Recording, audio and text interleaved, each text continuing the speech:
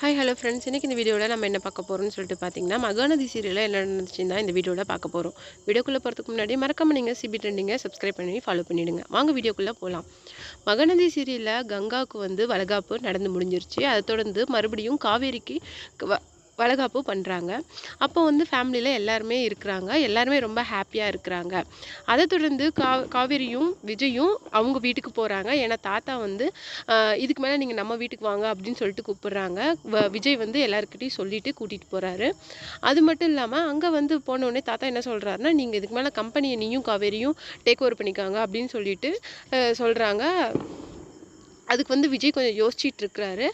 இனிமேல் நீ இங்கே இருந்துருமா அப்படின்னு சொல்லிட்டு தாத்தா வந்து காவேரி கிட்ட சொல்லும்போது, தாத்தா நான் அம்மா கிட்ட பாட்டி கிட்ட எல்லாம் சொல்லிட்டு வந்துடுறேன் தாத்தா அப்படின்னு சொல்லிட்டு அவங்க சொல்கிறாங்க. அது மட்டும் இல்லாமல் இப்போ கொஞ்ச நாளாக வந்து பசுபதியை வந்து இதெல்லாம் காணோம். ஸோ அவரால் எந்த இஷ்யூவும் நடக்கலை.